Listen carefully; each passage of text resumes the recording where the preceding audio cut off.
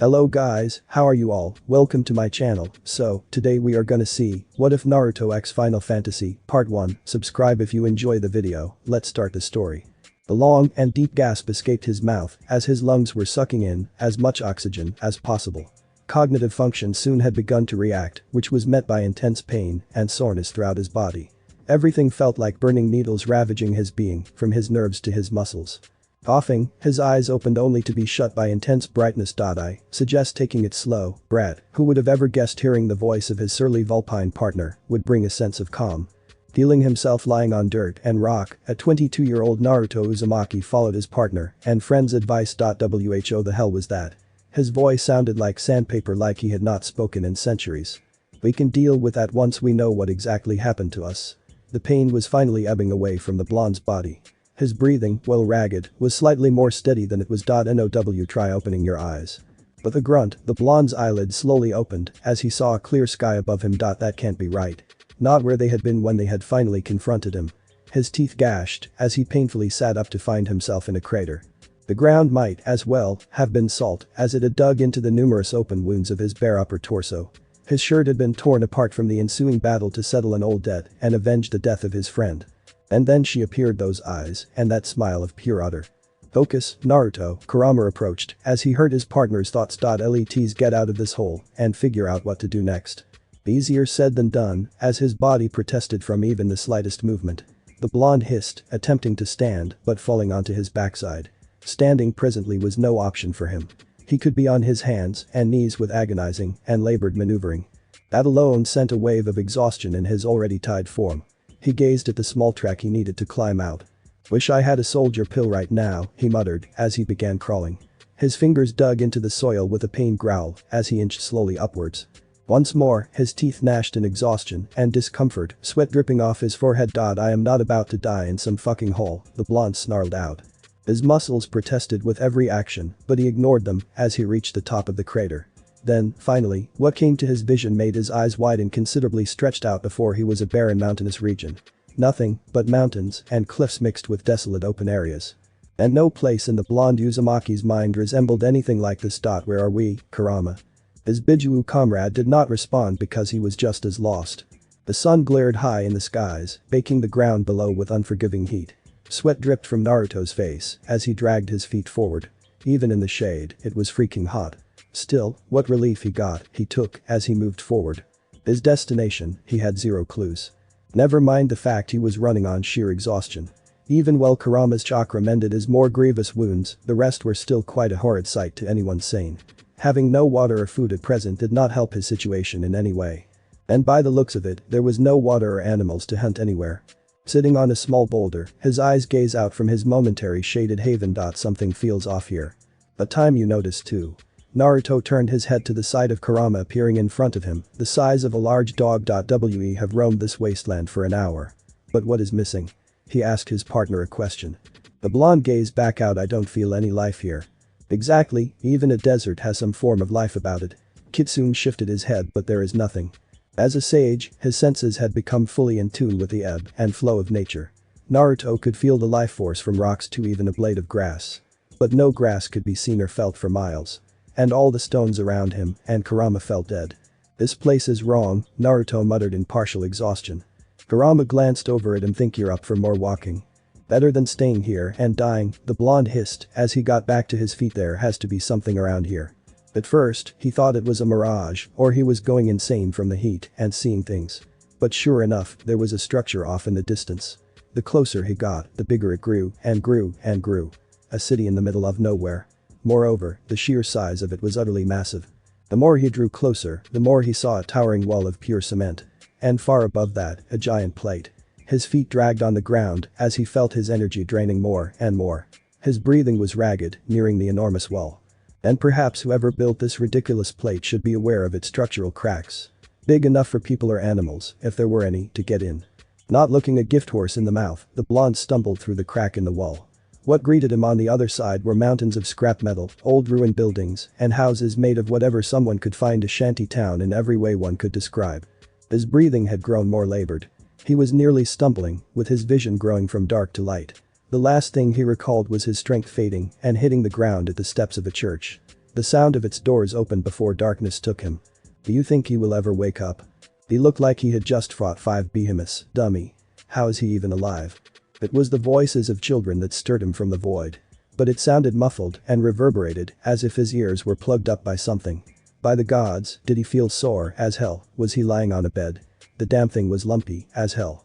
A loud gasp came from one of the kids. He's waking up, a little girl's voice exclaimed. Hurry, go get the doctor. The voice of a young boy came next as he heard the shuffling of feet running away. Okay, we found people.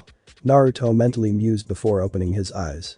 Everything was blurry and unfocused for a moment before restoring itself. And found he was gazing up at a worn cement ceiling. That was his thought until he turned his head to see the room he was in was about as makeshift as possible. His cerulean blues took in every aspect of the room, which was supposed to be a patient's room in a hospital. From the bed he lay on, a dresser, which had his scrolls and katana lay on top of it, a chair, and other items in the room all looked ragged and aged. The door to the room was ajar, where the kids likely were. Still, the room was clean, but there was a glaring question, where the hell are we? A sore grunt came from the blonde as he sat up despite his body's protest. Rama remained silent for a moment. Your guess is as good as mine. Gazing at himself, the blonde saw his upper torso shirtless, wearing a pair of stiff sweatpants and heavily bandaged. Touching his head, he felt bandages there as well. His cerulean orbs shifted as he heard footsteps coming. Children, you have to calm yourselves. This is a hospital. The aged voice of an older man spoke in a rushed tone. But that strange guy with the whiskers is waking up. Soon the door of his current room opened fully and Naruto was greeted by the sight of the 2 kids at his door earlier dressed in simple clothes. Following them was the doctor, if his long white coat over his suit wasn't a dead giveaway. The man looked in his 40s with short black hair, a stubble face, and glasses. See, he woke up. The little girl cheered as she pointed to the blonde, who snorted.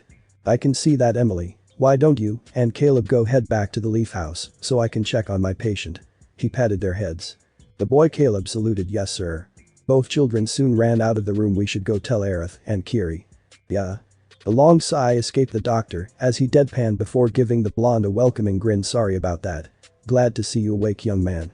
Same here, doc, Naruto grunted, scratching his hair. Where am I exactly? Mercy Clinic.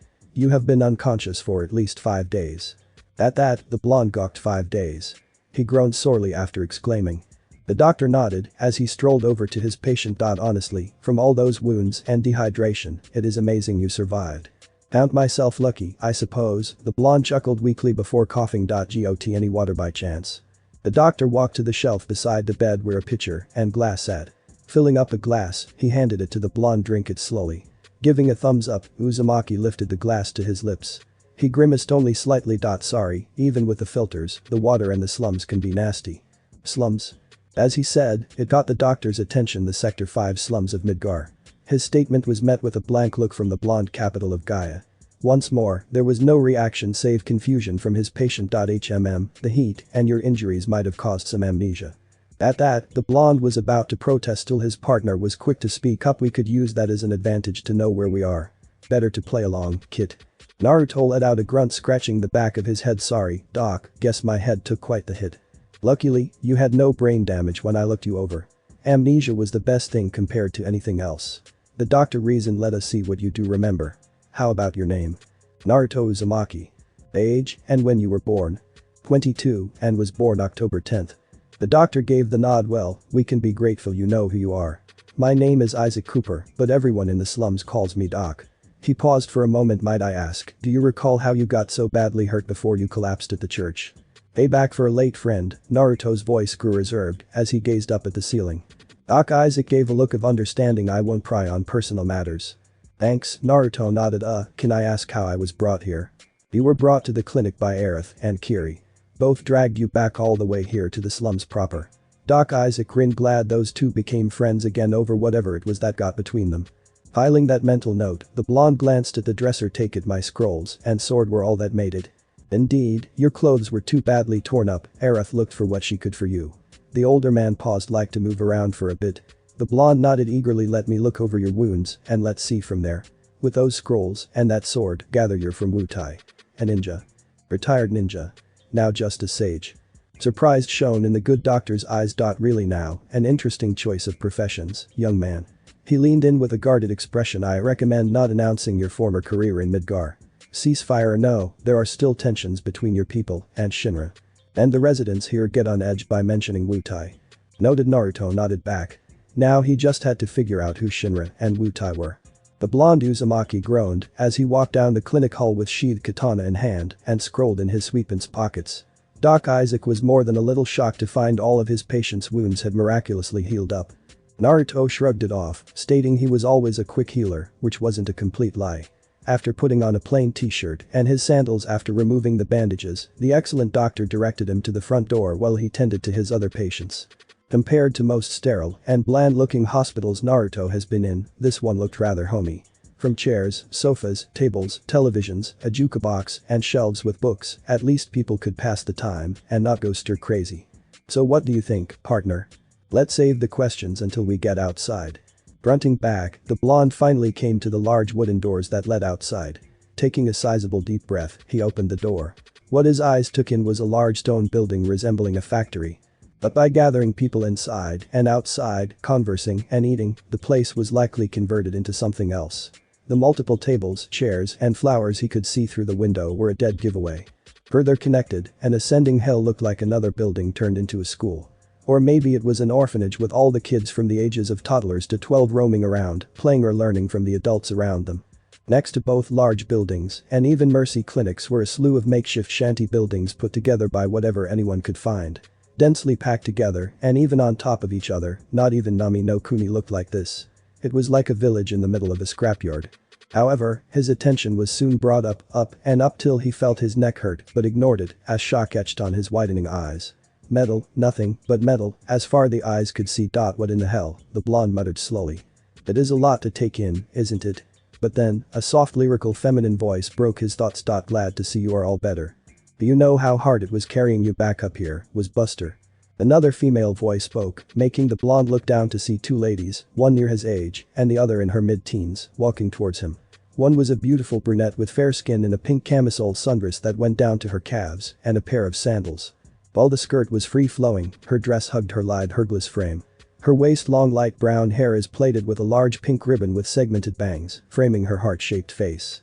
Her emerald eyes rivaled Sakura's jade as they showed compassion and relief. The teenage girl beside her wore hot jean pants with mid-heel boots. A black midriff cross-halter crop top shows her generous bust and flat stomach. A cap adorned her head over her long raven-colored hair. Her strikingly brown-colored eyes lightly glared as she crossed her arms under her chest. I should charge you 100 gil each for Aerith here and me. You were super heavy, dragging Doc Isaac's clinic. Kiri. The blonde scratched the back of his head, sorry for the trouble. Whatever Kiri was about to say was cut off by her friend. No trouble at all. Though you look like you had fought in an all-out war with over a dozen monsters. It felt like it, Naruto lamented as he stretched, still feeling the soreness in his limbs. Naruto Uzumaki. Aerith Gainsborough, the brunette gestured to herself before her younger friend. This is Kiri Kanan. Happy to finally have the name of the handsome unconscious guy we brought here.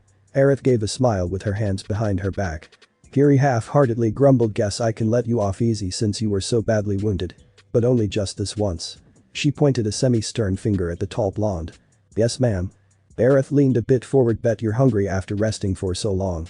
It was at that the tall blonde's stomach let out what sounded like a primal roar so loud a few people around them heard and turned their heads. The brunette giggled. I take that as a yes. A mild blush came from the young sage, who chuckled sheepishly just a little bit. Then, before he could blink, Aerith reached out, grabbing his free hand and pulling him forward with some decent amount of strength. Then I know the perfect place. Come on, Kiri. The blonde couldn't get a word in before being pulled away by the petite brunette. Kiri only let out a nasal sigh before following. Mom makes the best food in Midgar. Well, her daughter can't even cook eggs, Kiri quipped in amusement. Oh, hush. Going up the dirt hill between the community center and Leaf House Orphanage, as Aerith explained, the trio walked through a long dirt path. Some areas were shaded by extended roofs of old buildings with old and broken construction vehicles, along with old cars and trucks Naruto had seen in more modernized areas of the nation and beyond it. Finally, the blonde noticed a metal gate connected to a large open area on their right. This place is run down, Naruto quipped. Kiri snorted. Welcome to the slums of Midgar, Blondie. Nearing the end of the path, they come to a shanty-looking wooden stairway that leads into what Naruto could describe as a beautiful hidden grotto. Unlike the dry, dusty ground they treated, this place was a lush and vibrant landscape with a waterfall flowing to a beautiful lake in the center. On either side of the water was lush green with various flowers and plants with old rusted metal reclaimed by nature. Both sides were connected to two wooden bridges. Both sides had a stone pathway with a more hillside on the right with a lamp. And on the left resided a large but straightforward 3-story cottage with a rose-colored roof. Going down the stairs, Aerith gestured with a smile, and here is my home. What do you think? The young sage took in a deep breath, closing his eyes. Unlike on the other side of the tunnel, he could feel a faint bit of natural chakra flowing here. A lovely place. He opened his eyes, offering a grin. Your mom should be back, right? Kiri questioned with a cocked brow. Yup, definitely getting lunch ready by now. The blonde said nothing as he followed the girls to the cottage. Coming up to the porch, he saw numerous empty pots and other supplies needed for a florist. Hanging around a lot, he was glad he at least knew what everything was. So, who has the green thumb? Aerith, Kiri quipped. She also does part-time at the diner and orphanage here. She likes being busy. She droned, earning a stuck-out tongue from the emerald-eyed brunette before she opened the front double doors. The trio enters a modest dining room with several varying-sized cabinets with pictures and flowers adorning them. A simple television on a stand, and in the middle is a large round table with several chairs. Hanging above it all is a simple chandelier lighting the room. Connected to the dining room was a flight of stairs and the kitchen to the right. In the kitchen was a woman in her mid-years with light brunette hair up in a bun. She wore a green dress with the sleeves rolled up and a wide apron, working at the sink. We're home, Mom. Aerith's voice made the woman turn with a smile. Home for lunch, hello Kiri, she questions in an aged feminine voice. His smile grew more neutral at the sight of Naruto walking in behind her daughter and her friend. And you would be. Her sapphire eyes glanced at the sword in his hand and back to his face. This is Naruto Uzumaki, Aerith gestured to the tall blonde. Kiri finished the guy me and Aerith had to carry Doc Isaacs days ago. Recognition glowed in the older woman's eyes. So you're the man I kept hearing about. By what everyone was saying, nobody was sure you'd make it with how you looked like you fought a behemoth. My cousin Karen always said I was too stubborn to die, Naruto mused with a chuckle. Well, I am glad she was right, and you're up. Aerith's mother gave a pleasant nod. Call me Elmira, I am guessing my daughter, and Kiri dragged you here for food. Mom, said the daughter, groaned, embarrassed. The young sage rubbed the back of his head. Sorry if I'm imposing, ma'am. Elmira waved it off. It's fine, take a seat at the table. Just put that sword up somewhere. The blonde nodded as he walked over to a cabinet, placing down his katana. From that blade, I gather you're a ninja. The older woman asked as she returned to the sink. Retired ninja. Naruto clarified as he took a seat at the table with Aerith and Kiri. So what are you now? Aerith asked, crossing her arms on the tabletop. I'm a sage. Kiri, Aerith, and even Elmira paused for a moment with a glance from the older woman. I thought sages were nasty old men with long thick beards and pervs on girls. Kiri remarked. A deadpan came from the blonde. No. Well, not all of them, at least. Honey, are you alright? Elmira's voice broke her daughter's thoughts as she turned to her. You hardly ate anything. Blinking before realizing she had not touched her food. A smile graced Aerith's lips, shaking her head. I'm okay, just spaced out. Her mother's head and brow cocked as her daughter began eating earnestly. Outlander. That was what the planet kept referring to the blonde who was currently sitting with Aerith, her mother, and Kiri at her dinner table. The emerald-eyed brunette observed him as he lightly conversed with her mother and her friend. Naruto stood around the same height as Zack, but with broader shoulders and a much more muscular toned frame. Tan-skinned with spiky sun-kissed blonde hair, which was long in the back and a low ponytail going down to his shoulder blades. His face was round with vibrant cerulean blue orbs, which moved from her mother and Kiri when asking questions. Unlike Zack, Naruto was a rough kind of handsome than the dashing hero type. So Kiri leaned in a bit, garnering Naruto's attention. Why quit being a ninja? Don't beat around the bush, do ya? The blonde dryly retorted. Elmira gave the young teen a reprimanding gaze. Kiri. What? We're all curious, aren't we? The raven-haired girl pressed. You don't see many from Wutai come around these parts, you know. And I thought you would never quit being a ninja in Wutai. Shouldn't personal questions come after knowing someone for a bit? Aerith questioned. The blonde scratched the back of his head. Well, the ladies turned to him. Yo, you can choose to be a ninja or not. My clan helped me find a better life choice and became a sage, like my great-grandmother. Now, he had zero clue how this Wutai handles their shinobi, but he'd at least give how Konohagakure does it to satisfy their curiosity about him becoming a sage. He had just met these people, as grateful as he wasn't about to tell his life story to strangers. He damn sure wasn't the same idiot he used to be, as a brat. Maybe you might believe that one day if you keep chanting about it. Ignoring his Bijuu companion, he noticed Elmira and thought about the only sages I heard about are from Cosmo Canyon. But I can guess you're not the planetary studying type. Nope. The blonde took a drink of water. Aerith's eyes gleamed with curiosity. So what do you do? Slay evil monsters and demons, beat up bad guys, and protect nature and people. Sounds more like a mercenary than a sage, Kiri remarked. He did charge for his services, but only those he knew could afford them. Poor villages and towns he helped for free. Satisfying his hero complex, Karen, Sakura and Ino liked to gripe at him. Touching her mouth with a napkin, Elmira gave the tall blonde a look. So what will you be doing now? At that, Naruto scratched his head. Figure out how I got here, I guess. Find work while I am at it. Ding Dong here also has amnesia. Kiri thumbed at the Uzumaki and didn't even know about Midgar. I would like to see how your head would be after going through what you told me. He survived, Elmira reproached in a motherly manner. He can stay with us. Aerith spoke brightly, garnering stares from the others. What? Naruto squinted and responded while I appreciated the gesture. I don't think your mom would want some random guy living in her house. No, she wouldn't. Elmira deadpanned to her daughter. Any hotels around here? Kiri thought for a moment. In the Wall Market. But I wouldn't recommend those, Aerith addressed before tapping her chin. The community center doesn't have any beds either. Her voice trailed off. Well, I am pretty sure we can find somewhere for you. I can even give you a tour of Sector 5 slums. Okay. The blonde said slowly. Perfect. We can take a look after lunch. Both Kiri and Elmira gave Aerith an odd look as the brunette cheered. Feel like I am getting dragged into something. When it involves females, yes. Once finishing their lunch, Aerith quickly took the older blonde out and gave him a tour of Sector 5. With a hurried goodbye and thank you to Elmira, Naruto found himself nearly being dragged around by the shorter woman away from her home. Kiri had split off from them, having said she would check on her grandmother. Now several things Naruto had learned with Aerith being his tour guide of the Sector 5 slums. 1. Aerith is a comprehensive guide. That blonde not only knew where all the shops and restaurants she part-timed at, but also became acquainted with all the owners by name for whom Aerith knew and was friendly. 2. The young brunette seemingly had no sense of personal boundaries as she had wrapped one of her arms around his while showing off where she lived. This led to a few awkward comments from some folks passing by. However, he swore she was doing this on purpose if that sly smirk on her lips was any indication. Both were sitting on a lone bench in the middle of town while people roamed about the market. A shanty town was a rather good analogy for the slums, having now taken a gander at the entire area. Every building, from shops to houses, was makeshift, former buildings rebuilt or even vehicles remade for something else. Pipes, from small to large, connected to buildings or were embedded into the ground. And finally, above it was an enormous television screen showing the daily news. Well, Aerith let out a deep breath leaning against a bench. I think I showed you around everywhere and to everyone. And half the folks here think I'm your new boyfriend, Naruto deadpans at her. The best way to show people here you're alright. Which involves hanging on a total stranger's arm. Yup, Aerith chirped brightly with a smile. She reminds me of Ino. The blonde shook his head. Well, definitely a lively place. Doubt it's easy to go down here compared to up there, I'd imagine, he pointed upwards. Life can be harsh down here with all the monsters and bandits. But folks in the slums are a tough and stubborn bunch. Her gaze turned towards the upper plate. Some people may hate it, but I don't.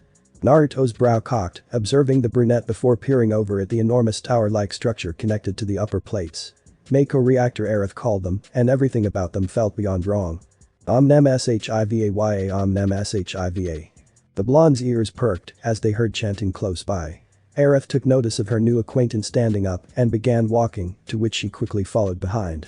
The two strolled through one of the cramp alleys to a makeshift open building that resembled a church or temple. Adults and children are either kneeling or sitting on the ground or on blankets near an altar lit with candles and incense. The altar's centerpiece was a modest statue of a beautiful elven woman with blue skin and long hair and a high ponytail. Aerith stopped beside the blonde who observed. Have you heard of the ice goddess Lady Shiva? Lady Shiva? Naruto and Aerith stood at the closed garage door. The blonde lifts, revealing an enormous high fenced area with a large abandoned cement warehouse building. Someone used to live here? The former shinobi questioned as they walked inside. About a few years ago, the brunette thought for a moment. Told some of us he was heading to Cosmo Canyon. No idea if he got there, though. Nearing the factory's large sliding metal door, Aerith grabbed hold of the handle and pulled with some effort. The blonde winced from a cry of grinding metal as the door opened. The interior was covered with dust from the bottom floor to the steel cement mezzanine floor above it. The former resident of the place left everything as it was before leaving. From a metal table with chairs, a couch, a pool table, and other assorted furniture items to make the place feel homey-ish. Close by that was a makeshift kitchen grill. Least the couch looks decent enough, Naruto mumbled as they strolled over. Placing 2 fingers on the table, Aerith frowned, seeing all the dust on her tips might need a bit of cleaning. You think Naruto and Kurama mentally chorused as the blonde neared an enclosed room, likely a former business office. Sure enough, this was the guy's makeshift bedroom, complete with a dresser, nightstand, and a nasty-looking mattress that Naruto wouldn't let his worst enemy sleep on. It had no bed frame and simply rested on the ground. Coming over to the bedside, the blonde and Aerith cringed at the sight of the mattress. No, anyone with an extra bed and maybe a frame, so I'm not living like a caveman. Night settled in as the blonde lay down on a new mattress courtesy of Doc Isaac, who also had a frame to go along with it. Having bid farewell to Aerith, Naruto found the main, turning the power back on. Thanks to the lights, he found the bathroom and shower the guy had made for himself. Deciding to clean the place tomorrow, his katana rested on the nightstand with his scrolls. His eyes stared at the ceiling fan as Kurama manifested outside him. Now that we have some privacy. What the hell is going on? Naruto questioned as his Vulpine partner leaped onto the bed. The Vulpine Biju remained quiet as he sat down. Recall those tales about other realms and dimensions from that bodiless idiot and perverted mage. Those 2 have names, you know, Naruto deadpans. Kurama ignored his partner and kept talking. Well, apparently, we got sent to another dimension. Those words did not hit the blonde for a moment before he sat up in his bed in a flash. Kurama saw the unparalleled shock etched on Naruto's cerulean eyes. WWE, what, how? That insane madwoman, that's such an idiot. Kurama dryly glared. Likely waited after we finally brought down that wretched dark sorcerer and his revenants. Avenging your Uchiha friend, and when the others left to look around, she came for us. It took years after the occult war, but Konoha and the rebuilt Uzashio could locate the sole surviving member of that blasted group. The man who killed Sasuke and took his eyes for himself was cornered at his island fortress. Naruto, Karen, Kakashi, Sakura and Itachi faced the ancient and powerful sorcerer Zhuzhang and his undead and demons. It was anything but easy and damn near killed half of them, but they won in the end. It was closing a very dark chapter of history, avenging their late friend and brother. Then she appeared. Was she another survivor of that damn cult? I highly doubt it. If they had her, that damn war would have taken a bad turn for us. Kurama shook his head. Point taken. How do we get back home? Can you do it? As much as I love bragging, even I have limits, Naruto. Dimensional traveling outside our reality is not very easy and requires immense power and arcane knowledge. So we're stuck unless you get lucky and find a god roaming around here. Naruto stared at his Vulpine friend for a moment before shaking his head. There has to be a way back home. We can find it. The one thing that the blonde never really outgrew was that annoying stubbornness. As much as Kurama wanted to protest, he knew he couldn't stop Naruto from trying to find some way back home to their world. But unfortunately, the ancient Biju knew how difficult finding such things would be, slim to non-existent. Well, suppose it was better than doing nothing. As the morning sun rose over Midgar, Aerith and Kiri made their way toward Naruto's new home. Which is conveniently near your house, the teen girl dryly quipped. Better for him to know where a friendly face is. Kiri gave a knowing look, and he being pure eye candy had nothing to do with it. Maybe the older brunette put her hands behind her back, skipping ahead. An eye roll came from the raven-haired girl as her friend lifted the garage door to the warehouse. Both noted the building's sliding door was open as the lights were on the inside. Entering, they found the place had been thoroughly cleaned and dusted from top to bottom. From the furniture to the rafter lights, everything looked utterly spotless. However, the girl's eyes were not focused on their surroundings. But their blonde acquaintance was currently performing pull-ups on a bar connected to the mezzanine sup. He grunted out as he kept exercising. And he just happened to be shirtless while sweating. So Aerith and Kiri's eyes took in every detail of the older blonde's ripped and toned muscles, his biceps that looked larger than their heads, and the 8 digits that were his abs. They had seen his upper torso when they had found him outside the church. But their main concern was his survival at the time rather than gawking. Now that Naruto was healthy and conscious, both ladies were taking in the view of the impressive male specimen before them. Doing one last rep, the blonde dropped down to the floor. His brow rose as he noticed Aerith and Kiri had only been staring. You guys okay? Yes, Aerith quickly responded as she blinked several times. Aren't we, Kiri? Her longtime friend robotically nodded while her thighs rubbed hard against one another. The blonde shrugged as he went over to the table, picking up a towel. Emerald and almond eyes followed his every movement.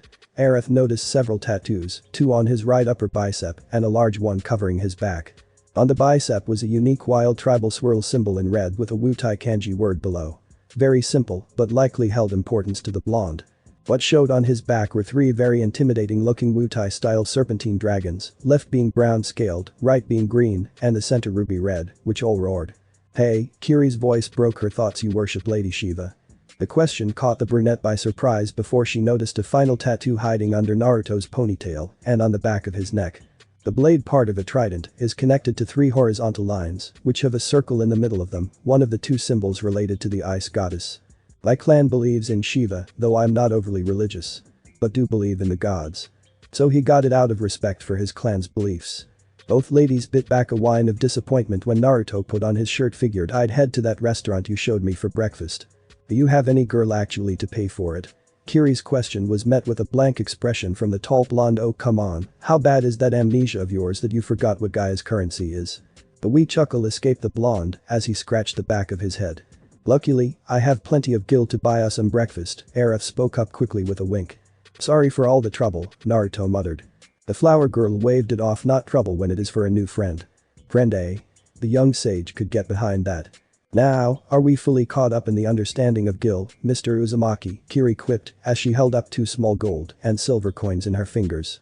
The driest of gazes bore on the blonde's eyes as he deadpans at the teen. Crystal clear, Ms. Kanan. Well, on the plus side, this girl was like Rim back home. Aerith let out a soft chuckle. If there is anyone in the slums who knows gil, it's Kiri. At present, the trio sat at one of the tables of the small diner where the brunette worked from time to time. To the blonde's surprise, the owner gave the meal to the house, at least this one time. So all 3 happily chowed down on breakfast, while Kiri had been giving the blonde lessons on money. Absently, the blonde Uzumaki saw Aerith looking at his sheathed katana on the tabletop beside him. Does my sword bother you? Nope, my ex-boyfriend also had one. Kiri's lips formed a sly smirk. It was his other sword she liked playing around with. Aerith's cheeks turned a bright scarlet before sending a heated look at her friend, who grinned back. Are you just jealous you're still a virgin? Aerith playfully inquired. Oh, shut up. Kiri's cheeks now turned scarlet while her friend giggled at her expense. Amusement danced on Naruto's face. I take it you two like to bicker a lot. Pretty much, both girls chorused, which made the sage chuckle. Do you want to know anything about my katana? The flower girl cocked her head. Where did you get it? It was a gift from my cousin Benjiro. He made it once our clan had reformed. The sheath was a beautiful black and red colored wood with dragons carved into it and that swirl symbol at the top near the ornate dragon guard. The hilt had leather instead of cloth wrapped around it up to the pommel. While putting down his fork, the blonde takes his sword and grabs its hilt with his free hand. Then, slightly unsheathing the blade, both ladies saw metal that was as black as night. Ebony, a scarce metal. My Aunt Lin had just enough for Benjiro to make this for me. Sheathing it back, he puts it back on the table to resume eating. Something he said had caught Aerith's attention. Your clan reformed. It is a long story and a bit personal. Naruto gave the brunette an apologetic look. His expression changed as several men and women in regular clothes carrying firearms walked past. Why, oh, you sure it wasn't Pete being drunk again? One of the women dryly asked. The man shrugged. Better to be safe than sorry, right? The blonde watched a small group leave as he looked back to the girls. So who are they? The watch, they look after the slums, taking care of bandits, monsters, helping folks around, and other stuff, Kiri addressed, eating into her pancakes. Shinra doesn't look after the folks down here. You heard the expression out of sight, out of mind. Aerith answered his question with one of her own. He picked up on the meaning. Shinra has little time for those below their city in the sky. As the morning pressed on, their casual day ended with a loud explosion jolting everyone at the diner. Soon screams followed as people ran from the main dirt road in a panic. Bandits. They killed the watch members. Both Aerith and Kiri tensed up as Naruto's gaze grew sharp. They got 2 old Shinra sweeper mechs. Neither Aerith nor Kiri saw Naruto leave his seat, but the blonde was already running down the path with his katana. When they got from their seats and began to follow, the blonde had turned to the main dirt path. Rounding the corner, the blonde saw several people hurt or dead by an explosion that went off seconds ago. Near the towering gates of Sector 5 was the reason. A dozen or so men dressed in rough leathers and all wore veiled cloth masks, all held either a blade or gun in their hands. At the head of the group was a tall man in the best gear of the bunch holding a bat with barbed wire wrapped around it. Behind the thugs were 2 robots that towered over people. Both looked like the shaft of a train engine with a grill at the front, exhaust pipes at the back with large weapon arms, and legs with sharp pointed feet. Aerith and Kiri turned the corner. Who runs into danger? The teen girl huffed before coming to a stop along with her longtime friend. Both ladies gasped at the bodies near the gate. The leader, as Naruto guessed, laughed. Neighborhood watch isn't nothing compared to real firepower. This sector is as good as ours. His men cheered and howled with their boss. Gripping his katana tightly, Aerith came to the Uzumaki's side. Those mechs are sweepers. They can mow down anything in their path. How'd those idiots get them working? Kiri hissed out on the blonde's other side. The young sage did not speak as he kept his gaze on the thugs and their mechs. Their presence was soon noticed as a thug pointed, "Hey, boss, looks like we missed some more." The whistle came from the leader. "Well, look at those lovely looking ladies." Aerith and Kiri felt their skins crawl as they felt the hungry eyes of the thugs leering at them. "Oh yeah, we will have some fun tonight, boys." The man pointed his bat at Naruto. "We don't need you," though his words ended as the blonde vanished. The blonde had disappeared in a single blink of an eye. "Where are you looking?" The thugs' heads nearly snapped as they all turned around, seeing the watchman standing on one of their sweepers. On the one hand, they saw the sheath of a sword, while the said weapon was on the other. Their eyes shone with awe at the blade made of pure midnight metal. Neither Aerith nor Kiri had seen their new friend move. How did the flower girl feel a cold shiver down her spine as she saw the blonde's cold gaze at the thugs. "Now your toys are gone." The blonde spoke in a frigid tone. The hell are you talking about, punk?" the leader yelled, mustering up what little courage he had as those shadow-covered cerulean eyes bore him. At that moment, everyone heard electrical buzzing. The noise they found came from the sweepers, which began to jerk and glitch where they stood. Soon Naruto vanished once more as both mechs split in half and their sides collapsed to the ground. Now the blonde had reappeared in front of the leader. It was Aerith who noticed something dripping off his sword. "What now, boss?" the blonde questioned as the thugs all turned. The moment they did, both girls gasped as blood sprayed from fatal cuts on their bodies. Their lifeless forms fell to the ground as Naruto swirled his sword to fling away the blood and sheathed his blade. Only the leader of the thugs stood alive. Fear gripped him as his eyes were wide, his body trembling. Cold and calm cerulean orbs gazed back at him. "Your men and your toys are gone, boss. What do you have left?" At these moments of intense emotional stress, the fight-or-flight mode kicks in within a person. And rationality flew out the window as the man charged Naruto with his bat raised. Instead, he screamed in a pure animalistic battle cry as he swung downward.